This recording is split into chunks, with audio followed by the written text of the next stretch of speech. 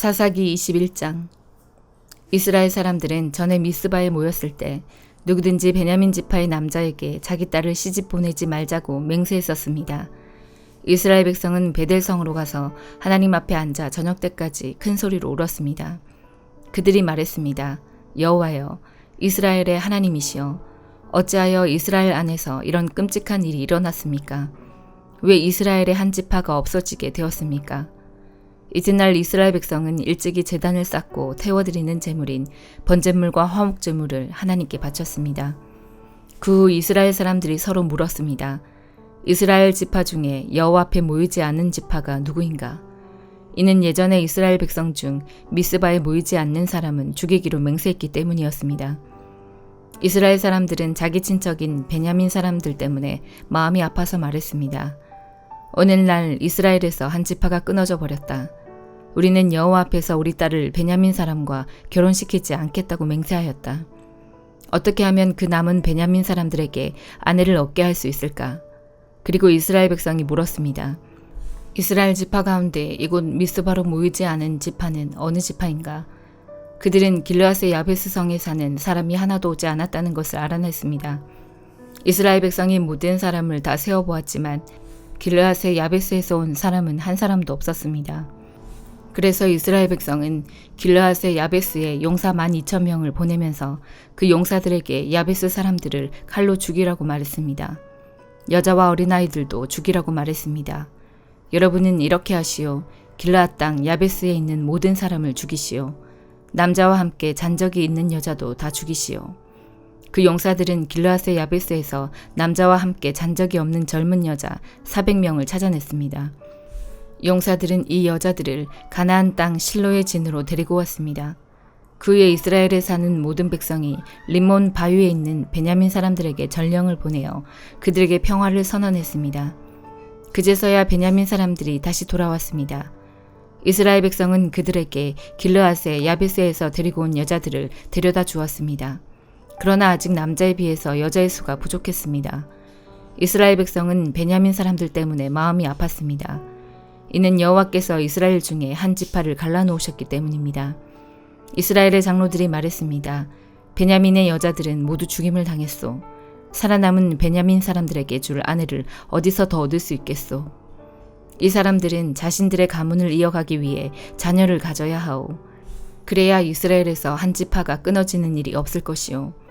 그러나 우리는 누구든지 베냐민 사람에게 딸을 주는 사람은 저주를 받을 것이라고 맹세했기 때문에 우리 딸을 베냐민 사람에게 아내로 줄 수 없소. 그들 중에 어떤 사람이 말했습니다. 좋은 생각이 있어. 베델 북쪽에 있는 실로에서는 해마다 여호와의 축제가 열리오. 실로는 베델에서 세겜으로 가는 길의 동쪽에 르보나 성의 남쪽에 있어. 이스라엘 장로들이 베냐민 사람들에게 말했습니다. 당신들은 가서 포도밭에 숨어 있으시오. 실로에서 젊은 여자들이 나오는 것을 잘 지켜보다가 젊은 여자들이 춤을 추러 나올 때 포도밭에서 달려나오시오. 그리고 각 사람이 젊은 실로 여자 한 사람씩을 붙잡아 베냐민 땅으로 가시오. 만약 그 젊은 여자들의 아버지나 오빠들이 우리에게 찾아와서 따지면 우리는 이렇게 말해주겠소. 베냐민 사람들에게 친절을 베풀어 줍시다. 우리는 전쟁을 할 때에 베냐민 각 사람에게 아내를 주지 못하였소. 여러분 스스로가 베냐민 사람들에게 딸을 준 것도 아니오. 그러므로 여러분은 죄가 없소. 베냐민 사람들은 장로들이 말한 대로 했습니다. 젊은 여자들이 춤을 추고 있을 때 베냐민 사람들은 각자 여자 한 명씩을 붙잡아 데리고 가서 결혼했습니다. 그리고 그들은 하나님께서 그들에게 주신 땅으로 돌아갔습니다. 그들은 다시 성을 짓고 그곳에서 살았습니다. 그런 후에 이스라엘 사람들도 각기 자기 지파와 가족들이 있는 하나님께서 주신 땅으로 돌아갔습니다. 그때의 이스라엘 사람들에게는 왕이 없었습니다. 그래서 사람들마다 자기가 하고 싶은 대로 했습니다. 사도행전 25장. 베스도는 총독으로 부임한 지 3일 뒤에 가이사랴를 떠나 예루살렘으로 올라갔습니다. 대제사장들과 유대인 지도자들이 베스도 앞에 나타나 그에게 바울을 고소했습니다. 그들은 베스도에게 환심을 사가며 바울을 다시 예루살렘으로 보내달라고 간청했습니다. 그들은 길의 사람들을 매복시켰다가 바울을 죽일 계획이었습니다. 그러나 베스도는 바울은 가이사랴에 갇혀 있고 자신도 곧 그리로 돌아갈 것이므로 그 사람이 정말로 잘못된 행동을 했다면 여러분들 중에서 몇 사람이 나와 함께 가이사랴로 가서 그곳에서 그를 고발하시오 라고 대답했습니다. 베스도가 예루살렘에 8일인가 10일인가를 더 머물다가 가이사랴로 돌아갔습니다. 이튿날 그는 재판석에 앉아서 바울을 데려오라고 명령했습니다. 바울이 나타나자 예루살렘에서 온 유대인들이 그를 애워싸고 여러 가지 무거운 죄목을 대며 바울을 고발하기 시작했습니다. 그러나 그 죄를 입증할 만한 증거는 아무도 제시하지 못했습니다. 바울은 이렇게 자신을 변명했습니다. 나는 유대인의 율법이나 성전이나 로마 황제를 거스르는 죄를 지은 적이 없었습니다. 그러나 베스도가 유대인의 환심을 사려고 바울에게 물었습니다.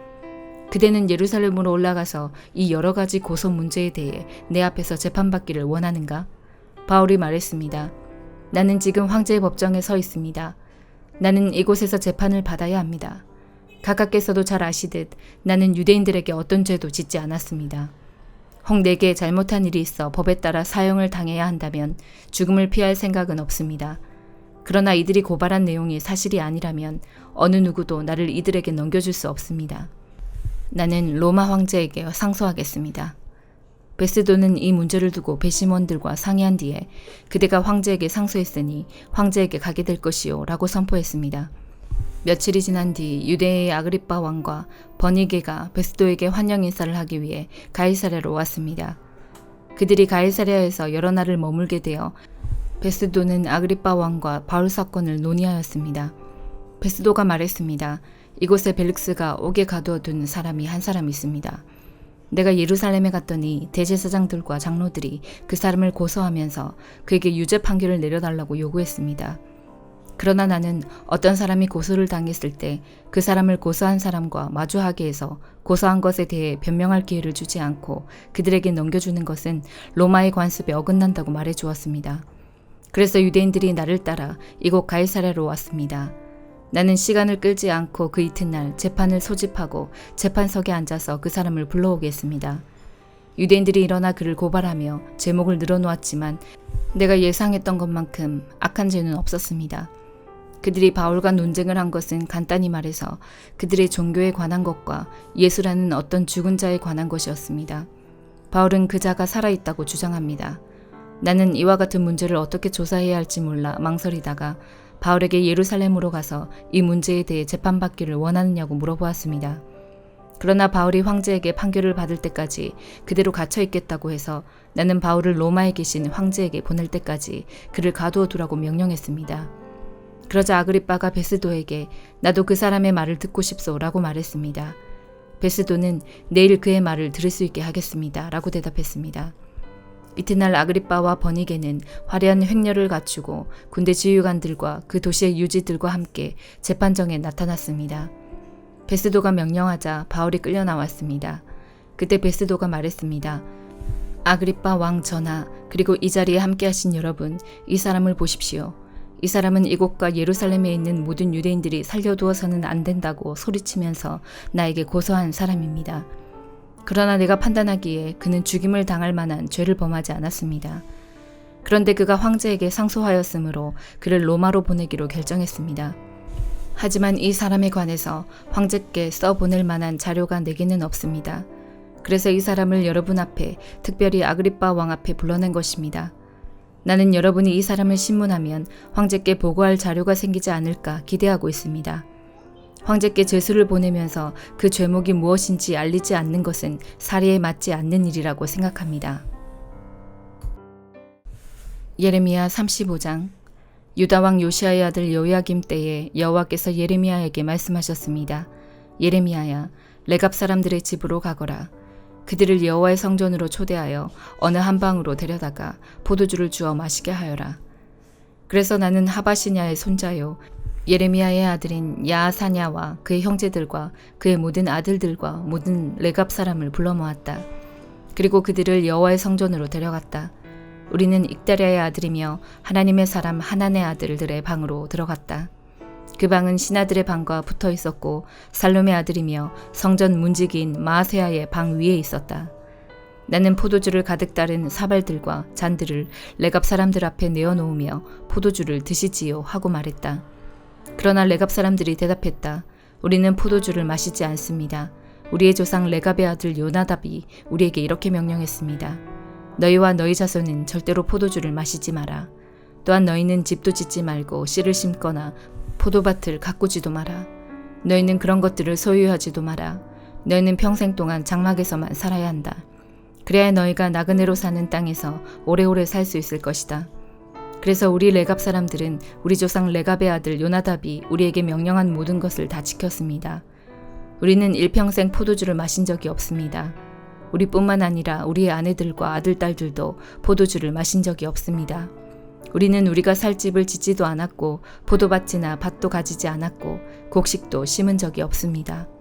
우리는 장막에서 살면서 우리 조상 요나답이 우리에게 명령한 모든 것을 그대로 따랐습니다. 그런데 바빌로니아 왕 느부갓네살이 유다 땅에 쳐들어왔을 때 우리는 바빌로니아 군대와 시리아 군대를 피해 예루살렘으로 들어가자라고 말했습니다. 그래서 우리가 지금 예루살렘에 머물고 있는 것입니다. 그때 여호와께서 예레미야에게 말씀하셨습니다. 만군의 여호와 이스라엘의 하나님이 말하노라. 예레미야야, 유다 사람들과 예루살렘 백성에게 전하여라. 너희는 나의 교훈을 받아 내 말에 순종하여야 한다. 나 여호와의 말이다. 레갑의 아들 요나답은 자기 아들들에게 포도주를 마시지 말라고 명령했고 그 명령은 지켜졌다. 오늘까지도 요나답의 자손은 조상의 명령에 순종하여 포도주를 마시지 않는다. 그러나 나 여호와가 너희에게 거듭해서 명령했으나 너희는 내 말을 듣지 않았다. 너희에게 내 종 예언자들을 거듭해서 보냈고 그들은 너희 각 사람은 악한 짓을 멈추고 돌이켜 새 사람이 되어야 한다. 다른 신들을 따르거나 섬기지 마라. 그러면 너희와 너희 조상에게 준 땅에서 너희가 살 수 있을 것이다 라고 말했다. 그러나 너희는 내 말을 듣지도 않고 귀 기울이지도 않았다. 레갑의 아들 요나답의 자손은 그들 조상이 명령한 대로 따랐으나 유다 백성은 내게 순종하지 않았다. 그러므로 나 만군의 여호와 이스라엘의 하나님이 말하노라. 보아라, 내가 유다와 예루살렘 주민에게 선포한 모든 재앙을 이제 그들에게 내리겠다. 이는 내가 말하여도 그들이 듣지 않았고 그들을 불러도 대답하지 않았기 때문이다. 그런 뒤에 예레미야가 레갑 사람들에게 말했습니다. 만군의 여호와 이스라엘의 하나님께서 말씀하셨다. 너희는 너희 조상 요나답의 명령에 순종했고 그의 모든 가르침을 따르며 그가 너희에게 명령한 것을 다 지켰다. 그러므로 만군의 여호와 이스라엘의 하나님께서 이렇게 말씀하셨다. 나를 섬길 레갑의 아들 요나답의 자손이 언제까지나 끊어지지 않을 것이다. 시편 7편.